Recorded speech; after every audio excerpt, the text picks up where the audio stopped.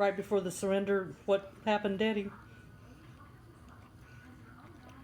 My ship, the USS West Virginia, was one of those that were sunk at Pearl Harbor, where she was raised and refitted in Bremerton, Washington, and went out to the Pacific and made some critical landings in the Philippines and Iwo Jima and Okinawa and so forth. And when the Japanese capitulated and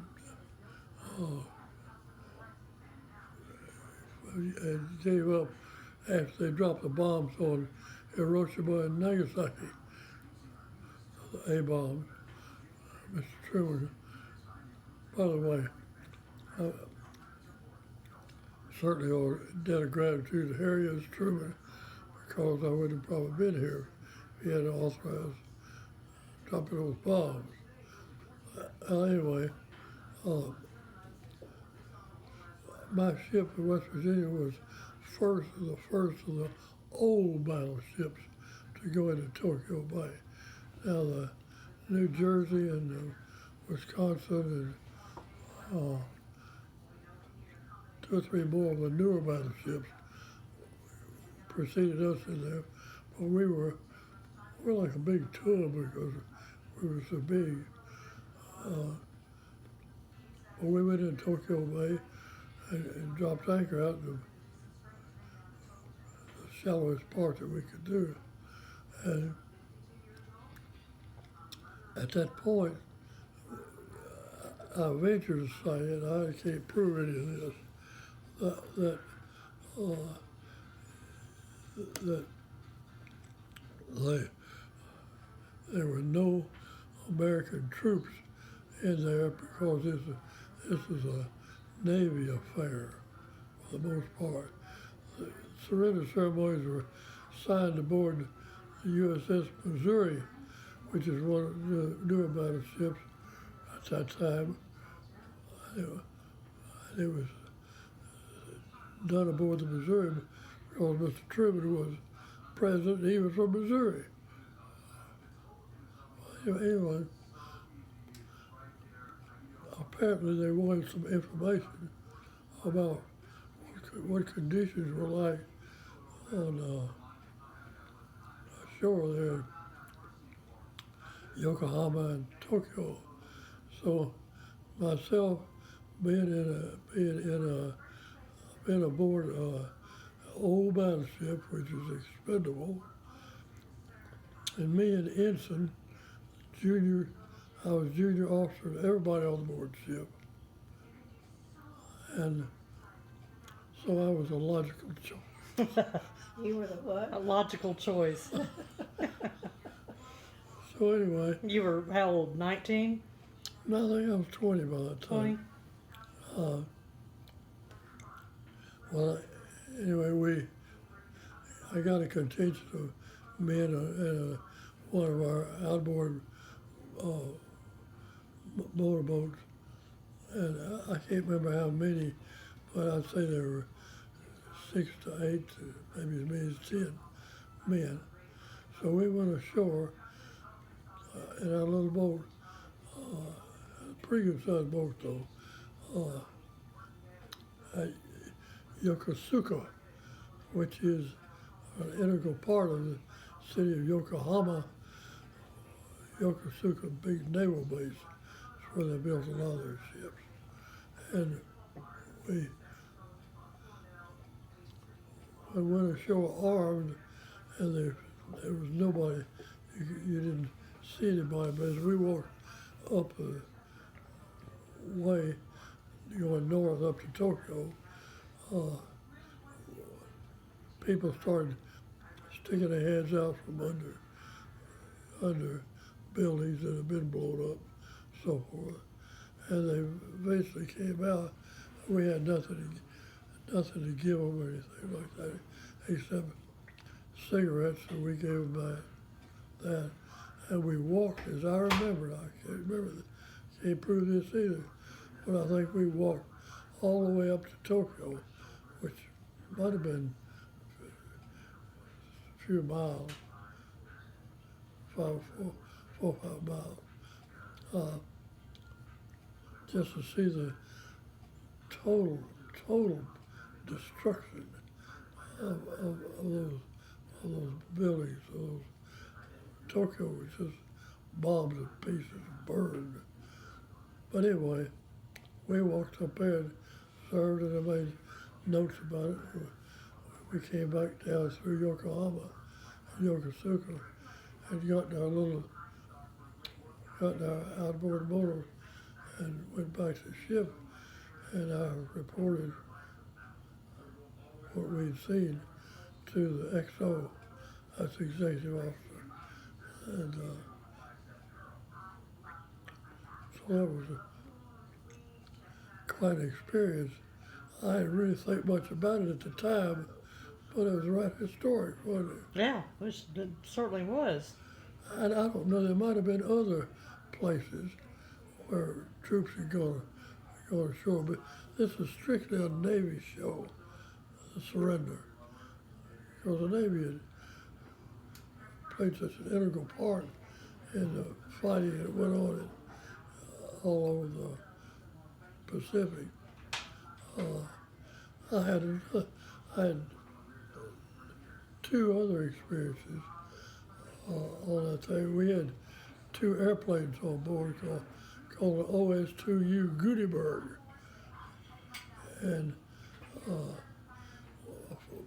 they were flown by Marine second lieutenants, and one of those Marines was he and I had grown to be friends, and he asked me, the captain wanted the planes up to see what was going on from the air. So he asked me if I wanted to go with him, and I said, oh yeah. So we got in that OS-2U, and there was another, and there were two of them, and you take off on a catapult, you get shot out of a cannon, and so we went up and we circled around, flew over these places that we had been, and I could see the Japanese 40 millimeters following us around. So that's scary. They could have blown us out of the water, but they were about to do that. They were surrendering. When we got ready to come back to the ship, you land those pontoon planes upwind, into the wind. And that's what my pilot did. He landed into the wind. We looked over the other side of the airplane. We ran out of time. Oof.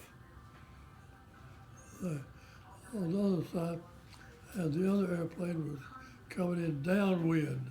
As soon as he hit the water, he flipped. And so my pilot taxied over there real quick so we could try to hope to save the pilot and his passenger, his crewman.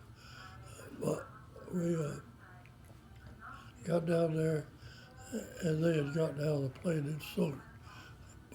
But another small boat from the ship was there, and they picked them up. So were able to get them. Yeah. Oof. So That's and scary. then I had one other experience on board. Yeah, mind you, the reason I got all this because I was expendable. And so yeah, I was a you're out there on the front line. junior officer without much experience or whatever. But it was. I was going to talk. Yeah, what was the next one? You said you had another experience. Yeah, let's see, what was it? Oh, I know.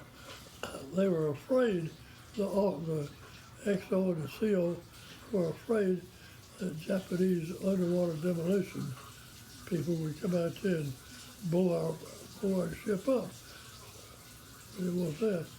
So they assigned me and some sailors to get the small boat and go around and around and around the ship for it's either 4 hours or 8 hours, looking at the swimmers, so forth. That wasn't very pleasant. because it, well, anyway. Yeah, that's crazy. Tell me the story about your finger. Oh, when the war was over, our ship in West Virginia was ordered back to Pearl Harbor, and we had a whole lot of soldiers on there. They went by points, but then when you get out of the service, and they assigned a whole lot of soldiers and Marines to our ship to ride back to Pearl Harbor. Well, that was all right, except we had to feed them. It wasn't my responsibility.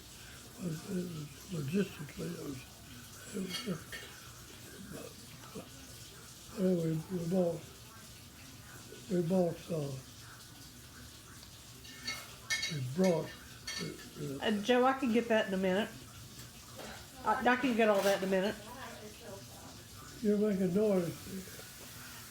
Joe, would you mind turning the water off? Okay, Please.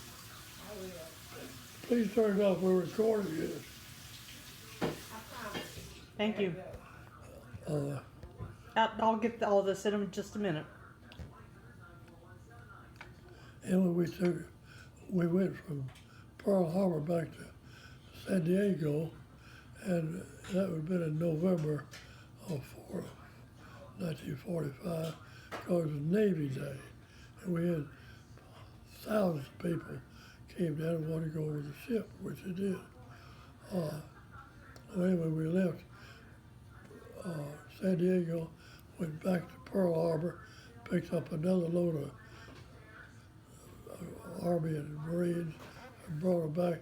And this time we came into San Pedro in Los Angeles, and we only stayed there a short time, and from there we went back up to Seattle. Now, mind you, we were low in the water because we'd taken a whole lot of ammunition on board at Okinawa before the war was over. So we were low in the water, and all I had it just loaded down with bullets. And well, we pulled into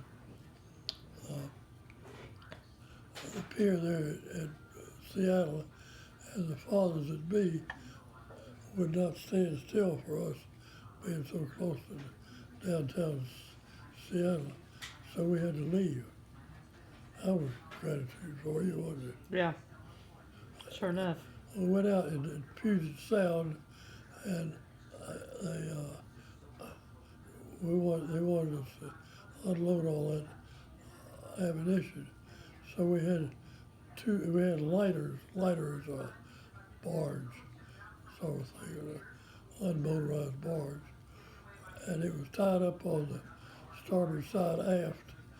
And me being junior officer, I was put in charge of unloading that. I was expendable. As you were expendable.